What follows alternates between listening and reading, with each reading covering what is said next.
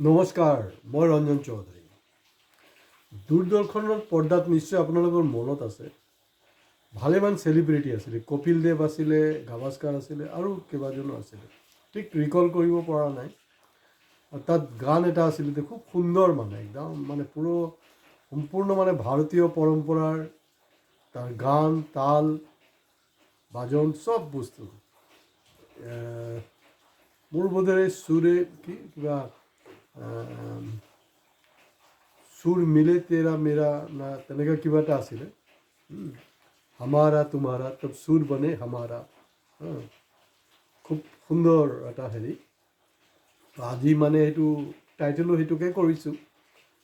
তো একচুৱেলি কি হয়, জীৱনত আপুনি ভাল মানুহ হয়তো চিনি পাব পাৰে যে অমুক ভাল অমুক ভাল, কিন্তু বেয়া মানুহ চিনি পোৱাটো বহুত টান, বহুত টান। বহুতে ভাবিব পাৰে না মই চিনি পাম ন, ইমান ইজি নহয়। এতিয়া লাষ্ট এপিছ'ডত মোৰ চুই গৈছে এনে যিবিলাক যিবিলাকে আমাৰ ভিউৱাৰ্ছ ছাবস্ক্ৰাইবাৰে যি কমেণ্টছবিলাক লাগে ভাল ভাল দিয়ে। কিন্তু কালি এপিছ'ডৰ এটা হেৰি মন চুই গৈছে। আৰু কালি নহয়, ইয়াৰ আগতে হৈছে বাৰু। মইতো বুজাবলৈ চেষ্টা কৰি আছোঁ। ধৰি লওক গানটো বাৰু কিবা কাৰণত সম্পূৰ্ণ মনত পৰা নাই। গানটো গাবলৈ গ'লেতো আপোনালোকৰ মিছাকৈ আমনি হ'ব আৰু সময় নষ্ট হ'ব। তো come to the point.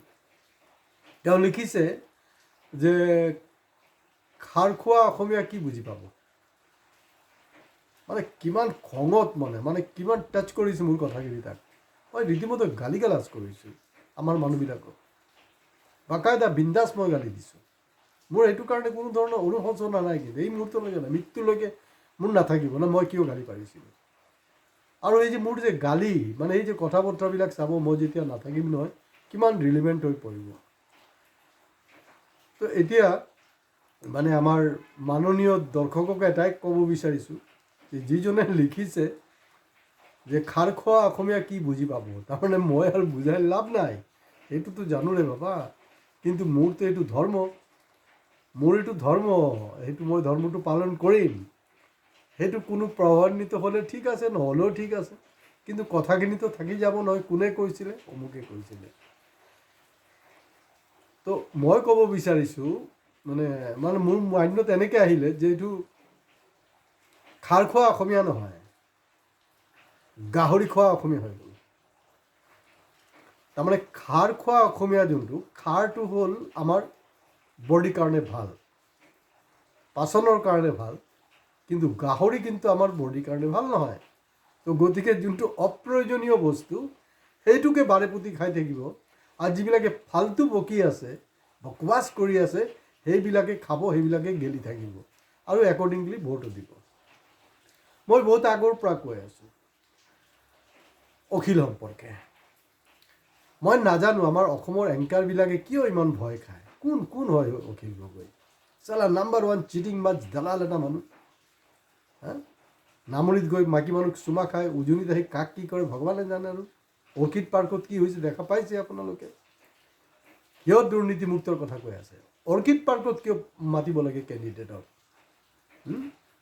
Orchid পাৰ্কত মাতি তাততো কোটি কোটি টকাৰ লেনদেন হৈ আছে। তাত এইটো কি হেডকোৱাৰ্টাৰ নেকি? ৰাইজৰ দলৰ হেডকোৱাৰ্টাৰ? ৰাইজৰ দল নহয় নহয়, নামটোৱে সলনি কৰিব লাগে, অখিলৰ দল। কিয় ঘণ্টাৰ ৰাইজৰ দলে ইতিমধ্যে তেওঁ শিৱসাগৰৰ যি উপসভাপতি তেওঁ ৰিজাইন কৰিছে, কাৰণ এই বদমাইচিবিলাক গম পাই আছেতো।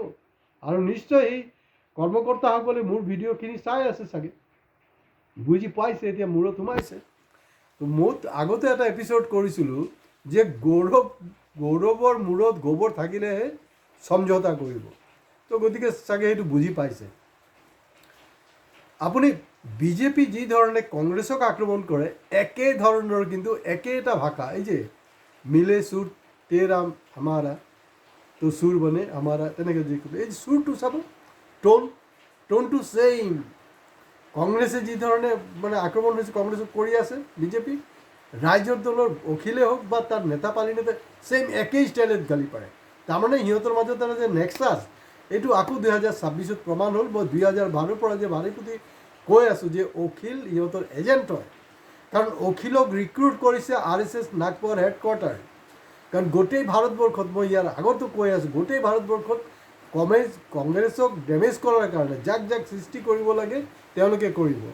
অসমত অখিলক কৰিছে, আৰু অসমততো টিভি চেনেলক দেখিছে নিহতৰ টিকা টপলি আছিলে এম এছ পি চিত, সেইটো কাৰণে তেওঁক বুষ্ট আপ কৰিছে, সেইটো কাৰণে বুষ্ট আপ কৰি আছে, বেলেগ আৰু কোনো ষ্টৰি নাই।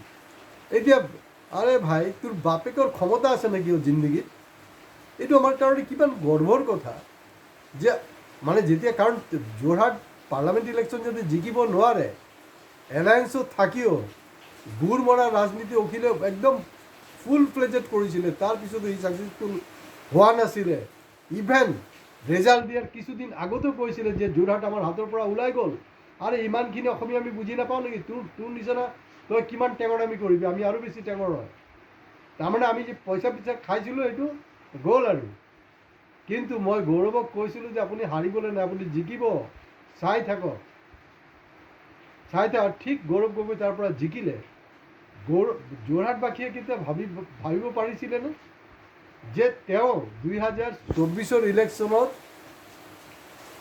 পাৰ্লামেণ্টৰ উপদলপতি হ'ব বিৰোধী দলৰ? সেইটোতো তেওঁ কৰিছে। অখিলৰ দম আছে। সি অৰ্কিড পাৰ্কত তাত কি কাৰবাৰ? অৰ্কিড পাৰ্কটো কোনে এৰেঞ্জমেণ্ট কৰি আছে? কোন আছে কোন?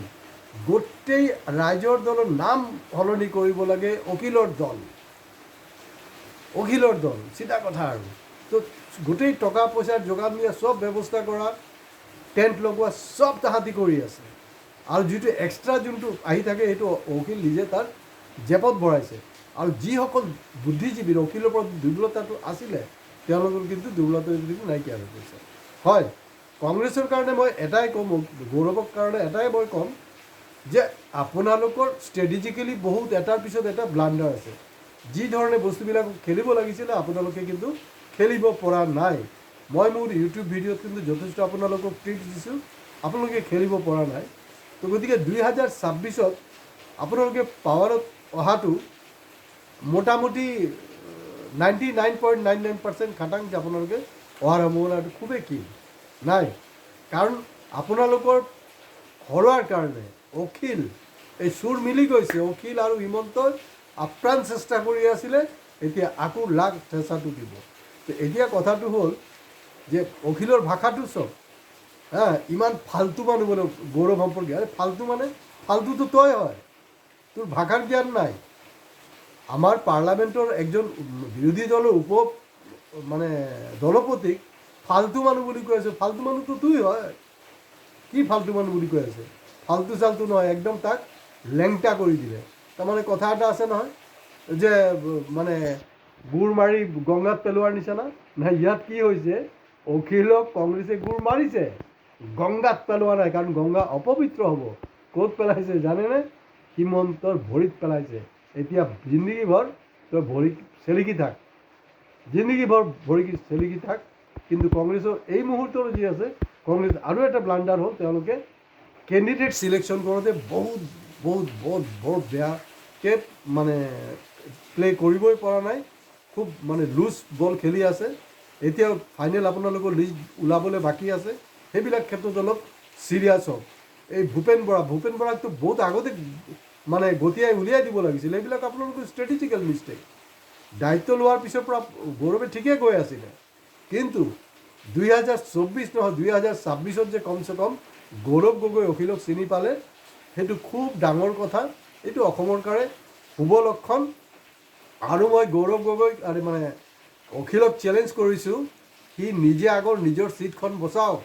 কাৰণ সি অকল MLA হ'ব বিচাৰিছে, নাম ৰাইজৰ দল, আচলতে অখিলৰ দল। অখিলে কি বিচাৰে?